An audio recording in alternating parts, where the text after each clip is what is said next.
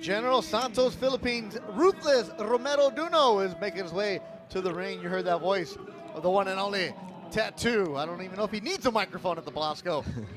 There you see him coming in. Cuñado walking him up in that bright red shirt. I really want to. Sandman Boxing is his promotional company in the Philippines. Coming into some LL Cool J. Mama said knock you out, which is, oh, he's going to get Steve Kim's approval. So salama and, or kumusta to everybody watching us in the Philippines. Salama would be thank you. So salama to everybody watching us. Or gracias. We'll go trilingua here. Well, actually, we got Bally Buffet. That's your own language, right? That's it. That's a completely different. Well, you and Mick Collins the other day were listening to some Irish music that there was no English in that. What was that? That was just. Man. That's just pure traditional Irish. It's the same language as English, but just a completely different accent. You'd think we were talking Chinese. It sounded like it. And here he is coming into the ring. His little brother Alda here, walking him in. Chimpa Gonzales, the ever-present smile on his face. Don't let it fool you. Once he's in the ring, it is all game seriousness for him, but he has that smile, just a great personality, Steve. I think you talked to him a lot this past week. Absolutely has the Colgate smile. 4 bouts in 2006, all scheduled 8-rounders should he get past tonight. According to Robert Diaz, the head matchmaker for Golden Boy Promotions, he will now move up to 10 rounds after tonight. But again, still has business to take care of against Romero Duno. Coming into Tigres del Norte, this Chimpa, the man right there with the white hat, that is his father. Chimpa's half-brother is Cobrita Gonzales, the former world champion. And there you see the man right there with the other white hat, that is his other brother, who is a law enforcement officer now, who had a great amateur career. There was talk about him possibly being a pro. Said no, decided to go law enforcement, he said, with a stable career. But he's in his brother's corner. Good family orientation on him. The little kid in the glasses. His little brother Alda here. You talk about a great kid. He will tweet you back and tell you how awesome you are all the time. That kid is amazing, so he is. And he loves the sport of boxing. Every time I see him, he has a handshake for me and a smile on his face. He's a quality kid. Ladies and gentlemen, this is your main event of the evening. Set for 8 rounds of boxing for the vacant WBC Youth Intercontinental Lightweight Championship. Damas y caballeros, este es su combate estelar de esta noche. Pactado a 8 rounds por el campeonato vacante juvenil intercontinental de peso ligero del CMB. En un clásico, México contra Filipinas. In a boxing classic, the Philippines against Mexico. Presentado a ustedes por Oscar de la Hoya's Golden Boy Promotions. La mejor cerveza del boxeo, cerveza Tecate Born Bold. Casa México Tequila, it's in the taste. Y Adriana's Insurance, es para todos. Sanctioned by the WBC Presidente del CMB, Mauricio Sulaimán. Supervisor in attendance, el supervisor en turno, Mo Nord. Y también sancionado por la Comisión Atlética de California, sanctioned by the California State Athletic Commission, Commissioner John Carvelli, Executive Officer Andy Foster, your supervisor, Sean Wells. Your 3 judges scoring this bout in ringside, sus 3 jueces, Carla Kais, Jerry Cantu, y el Dr. Lou Murray. And when the action begins, your 3rd man at the bell, el tercero en la superficie, Thomas Taylor. Ahora bien, amigos que nos acompañan a través de la señal de Estrella TV y los presentes desde el Teatro Velasco en Los Ángeles, California, Estados Unidos. Live from the Velasco Theater in LA, California, USA. Ajusten sus cinturones. Introducing to you first, the fighter standing in the blue corner. He steps in wearing white, gold, and black.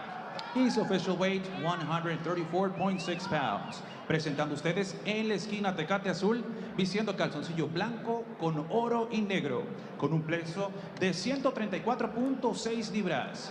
As a professional, he stands with an outstanding professional record of 12 wins against 1 loss, and 11 of those wins coming by the way of knockout.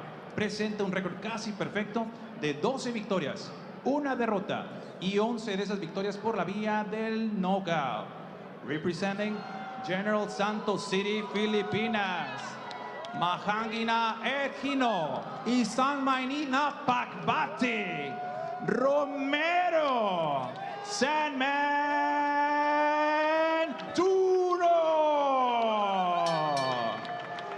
And his opponent across the ring is standing in the red corner, wearing white trunks with gold and black. His official weight, 134.6 pounds. Y su rival en la esquina Tecate Roja, vistiendo calzoncillo blanco con dorado y negro, con un peso de 134.6 libras. Professionally, he stands unblemished with 16 victories, no losses, and 14 of those victories coming by the way of knockout. Presenta un récord perfecto de 16 victorias, 0 derrotas y 14 de esas victorias por la vía del knockout.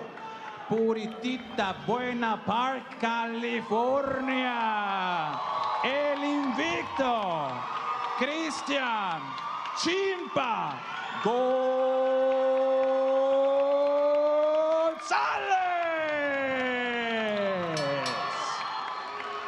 To give out the final instructions, here is Thomas Taylor. Tercera superficie con ustedes, Thomas Taylor. Guys, belt line's good here. Belt line's a little hot, coach. Belt line's a little high. I'm gonna let them work in here, all right? I've given you instructions in the dressing room. Protect yourselves at all times. Listen to my commands. Touch them up. Back to your corners. So you're ready to go. Tom Taylor, the third man in the ring. Here's the tail of the tape, Steve Kim. And both are very young, hungry fighters at the age of 21. And looking at their height, not much different. For the first time, Christian Gonzales actually looking up at his opponent. Let's see how that affects him here for the next 30, 40 minutes. We are ready to go. Our main event, 8 rounds in the lightweight division. Beto Duran, Steve Kim, and El Animal, Jason Quigley. Chimpa Gonzales in the custom Everlast gloves. They're white. Ruthless Romero Uno, 12-1 from General Santos City with the black gloves. You wonder the nickname Chimpa? What we've said in the past was always got to say it because it's a pretty cool nickname. When he was a toddler, you know that Christmas toy with a chimpanzee is playing the cymbals, going back and forth like that? Well, they had that at his house at Christmas, and he started emulating that, and they're like, oh, he looks like a little chimpanzee. And as you know, with Mexicans, anytime you get a nickname, it will stick with you forever. And that's where the nickname Chimpa, he is now using it as his logo and as his brand. An opening round against Romero Duno. Chimpa 16-0, trained by his father, Oscar Gonzales Sr.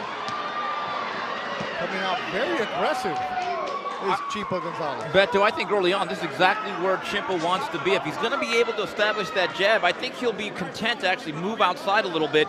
But if he can get in close, he's one of those taller fighters, Jason. Despite his build, they seem to be more comfortable inside than on the perimeter. Yeah, you know, I think he's boxing very well right now. He's establishing his jab, which I said earlier on, I think is key in any fight. You know, I think his punches are definitely looking stronger and more effective than Duno's punches right now. This is ruthless Romero Duno. Ruthless because of his style. He just comes at you. We saw that clip of him fighting in the mall in the Philippines. He will stand there with you. And you know what the problem is right now? He's standing in with Chimpa, who I just really thought landed a very good-looking left hook. A lot of people watching this fight all over the United States, also in Mexico. The Olympian just signed a Golden Boy, Raul Curiel Garcia. El Cougar, you know him at the gym in Carson, from Tamaulipas, Mexico. He's watching us in Lake Elsinore. He will be making his pro debut on the Canelo Chavez card in Las Vegas. If you don't speak English and you're watching Ring TV, you know you're dedicated to us, Steve. Some would say you're better off that way. But Jason, I think moving on, I know one thing Ciampa seems to believe that he's a stronger puncher. I think the one mistake he can't make is to continue inside without at least throwing that jab in front of him. Yeah, definitely. You know, he needs to use that key. He needs to open up the door against Duno because, you know, Duno's, oh, nice shot there by Ciampa. Oh, and he goes down here in the first. He's definitely hurt. He's Ruthless Romero Duno has tagged Ciampa Gonzales. Hey, come here. That's what I was saying. Right. earlier on, you know, He got tagged. That's why you need the Tom jab. Taylor's looking at him. Give me your gloves. Is he going to beat the clock? Box. Final seconds of the first round, and he has no idea where he's at. Big first round there, you know, Ciampa. And Tom Taylor is looking at him. He is staggering. The doctor's the first one in that ring. Guys, he left himself a little bit naked for all the offensive success he had. He did not mind his P's and Q's defensively about getting his hands back and at least leading off with the jab, putting something in front of him.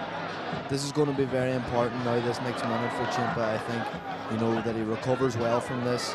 He gets everything back and the strength back in his legs because, oh, that was a very good knockdown. Romero Duno, 12-1, 11 KOs, Steve. And Jason, did he make a mistake, Ciampa, in not taking a knee and gathering himself before the mandatory 8 count? Yeah, without a doubt, you know, but, you know, that just goes to show you how badly hurt he is as well, that didn't even come into his head. Trying to listen in on the corner. Second round. I think Ciampa's legs still look a little bit wobbly right now. Duno said he was coming for the big upset. Ciampa can't just keep walking forward and expect to blow this guy out of here. Keep the hands up. He needs to get boxing. You're Duno, what do you do right here, Jake? Duno has to make sure that he doesn't go for the knockout and blow himself out because Ciampa obviously is a puncher also and could catch Duno. So this is going to be a very interesting round here now for both fighters. Well, Steve, as you wrote in your story about Ciampa Gonzales this week, his first fight with Golden Boy on this same stage, first round, he was dropped. Right, and he seems to be taking the tactic. He's going to try to smother Duno, not let him unfurl his quick hands from the outside. I do question that, though, but I think the key for him, Jason, is just to see rounds 3 and 4. Just get out of round number 2 as he gathers his legs. Because Ciampa's just walking forward right again the same way as he got caught the last time. Again, gets caught for the second time. An overhand right by Duno, right on the chin. Drops Ciampa Gonzales. His eyes are glazed. I don't know if they're going to let him keep going. And it is over. A huge knockout for Romero Duno as Ciampa Gonzales falls down on his back. A huge upset in Los Angeles. Guys. We knew he had some power, but I didn't know Duno had that much. You know, I'll be honest with you. I think Ciampa early on had success, and I think he fell into the trap, Jason, of believing he was just going to be able to walk through this guy. And I think both those shots that put him down in rounds 1 and 2, I don't think he saw either one. The clip that we seen of Duno previous, we were saying we weren't taking it off the opponent. We were looking at his hand speed and his thing. You know, the pop that he had in his shots were very accurate, very snappy, and very manufactured. The story I read about Duno, he came to Los Angeles in December when he found out about this fight, and he trained at the Wild Card, did everything Manny Pacquiao did in Los Angeles, and let's look at the replays. Oh. You know, that's just a beautiful shot, you know what I mean? And, you know, Ciampa, credit to him, you know, tried to get back on his feet. You know, showed heart there to get back up and try to get back up, but, you know, just a brilliant shot by Duno. Just the way he falls. Yeah, when you don't have your legs and you lose your legs, they're basically lost forever, at least on one night. I thought it was very interesting that Ciampa began round number 2. There's 2 ways you could do it. You can either smother a guy or run around the ring. I think he may, and again, this is 2020. It's hindsight. Jason, he might have been better running around the ring. He's still on his back. They have a brace around his neck. Ciampa Gonzales. Duno told me at the weigh-in, Steve, that he had watched a lot of videos of Ciampa and he saw some flaws in him that he would expose. I think that was what he was talking about. Maybe he saw the first fight where Ciampa was dropped a year ago, but that one he recovered tonight, he didn't.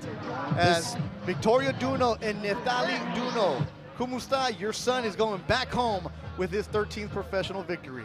this is something in boxing now that I would like to point out to all the keyboard warriors and everything out there. You know, you don't play boxing. Look at Chimpa Gonzales right now with a stretcher in the ring. You know, these boxers get in there and they leave everything inside those ropes. You know, no matter what people say or what people do, you know, this is a tough sport, and people put their lives on the line as soon as they step through those ropes. It's a harsh reality of the game. We were talking about Chimpa, who's still being attended to by the ringside physicians and the paramedics. Perhaps graduating from this platform tonight, he got a dose of reality in shocking fashion. Duno now, all of a sudden, he is a player. He is certainly one to look out for. I still remember when Manny Pacquiao burst onto the scene, Beto, way back in, I think it was May or July of 2001. He was an unknown fighter, even though he had won a couple of titles. Fought on the Oscar De La Hoya undercard against Javier Castillejo and was the opponent to a guy by the name of Lelo Ledwaba, who had the IBF 122-pound title. And much like tonight, to a certain degree, he just blitzed Lelo Ledwaba and really, at that point, arrived. As Joet Gonzalez will be fighting April 1st in Las Vegas, who knows Chimpa Gonzalez well. They're no relation, but he knows him, sends me this message. Chimpa was slow. He needed to keep his hands up. He didn't do that at all. He never recovered from the first round. Great observation by the undefeated Joet Gonzalez. You know, Ryan Scalia tweeted at us here, said that was a different Duno than the one that fought Alexiev in Russia. Wild card camp under his belt, huge difference. Again, iron sharpens iron. Well, Steve, to bring up the point of Duno's fight in Russia, I watched a little bit of that, the part I could find, and I asked him, was that a dirty fight? He said, yeah, I was headbutted early, I was cut. I didn't really have my equilibrium in that fight in Russia. He said, I learned a lot about that fight, and this is a kid. You only saw a round and a half. At the age of 21, that power is real. One thing, as Jason pointed out, though, it's one thing to have power, but his hands are very fast. So, Jason, you don't see the power, which makes it even more effective. And this is exactly what I pointed out. The shots that he hit Chimpa with were knockout shots. That he didn't see. Exactly. They weren't shots that are just big, hard, powerful shots. These speed kills. And that's just proven there tonight. Jason, you said it at the end of the first round, the start of the second round, after Chimpa came out. You said he doesn't have his legs. Yeah, you know, I seen him walking up and his legs were a bit gone. And he just carried on the same as the first round, just walking forward against a guy that just dropped him and they can punch hard. But then again, it's easy for us to look at it because Duno, regardless, was going to chase Chimpa down there. You know, so it was give or take. Whatever Chimpa was going to do, it could have ended up the exact same way. Chimpa Gonzalez, his dad, Oscar Gonzalez Sr., it's a boxing family. We mentioned his half-brother is Alejandro Cobrita Gonzalez. So they've been there. They know what it's like when you lose and you got to get back up there. And see, I think you wrote this in your story that it was graduation day, but you had to pass. Yeah, and that's the other thing. And tonight he certainly did not get his diploma. This is a very, very tough sport. And, you know, I know people can be critical of the matchmaking. I kind of laud it. If you're going to go on to that next level, I want to see you. If you can't beat a Duno, who maybe he's the guy that's the real prospect. Now, I think we need more fights of this nature. I think a lot of fighters are baby all throughout the process, and they're also not tested. And, you know, the one thing about Christian Gonzalez, the first round I thought he believed he could overpower Duno. I thought he was having a lot of success. Then he got hit with that shot. He didn't see. And Jason lost his legs. 57 segundos en el round número 2, declarando el ganador por la vía del knockout. We have the official time at 57 seconds in round number 2. Your winner by the way of knockout. And new WBC Youth Intercontinental Lightweight Champion. El nuevo campeón mundial juvenil intercontinental de peso ligero del CMB. General Santos City, Filipinas. Romero. Sandman Duno. There were a lot of stories written about Duno that I was able to find in the Philippine newspaper. His entire promotional company, that you see Sandman Boxing, came with him. 4 members flew in today just for this fight. Steve, go back to what you said about matchmaking. Why would somebody be critical of it? Because you can only fight at Belasco for so long. Right, and at the end of the day, if you're going to go onto a platform, and again, we all know about Golden Boy Series with ESPN, if we want to see quality fights on that particular network, you better have fighters that are seasoned, and beyond that, you better have fighters that have proven something. It's one thing to hit slow pitch softball. Can you hit live pitching? And I don't know if this is the end of Chimpa. Again, we have to check him out medically. But this is certainly now a step in the positive direction for that man, Romero Duno. This is in the first round, I believe. What do you see, Jay? Go ahead. No, Chimpa pushing on, putting the pressure on. But you see the sharp, crisp shots coming from Duno. But there's Chimpa, landing heavy shots.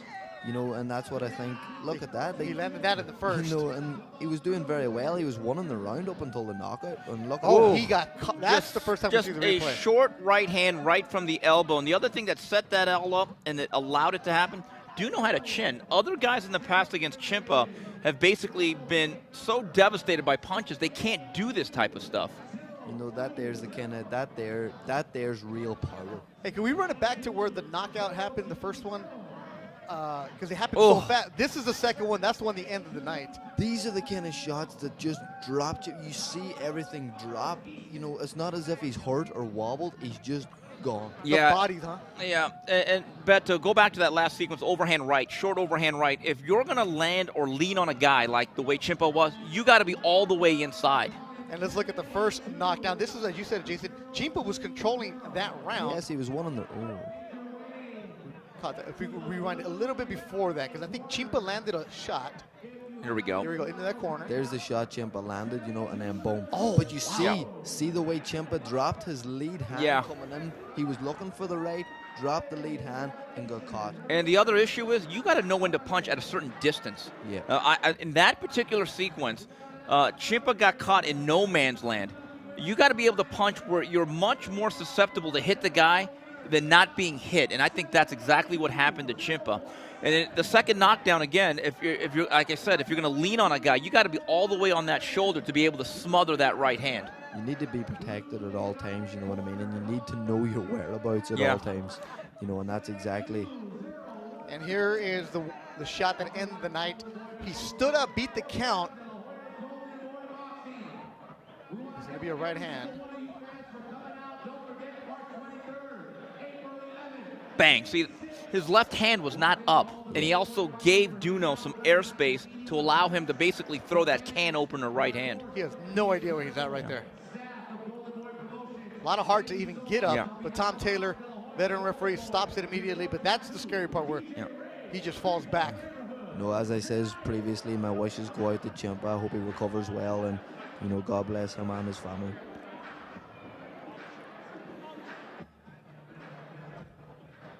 Well, little bonus action from earlier in the night. Nico Valdez went 4 rounds with Alejandro Osuna.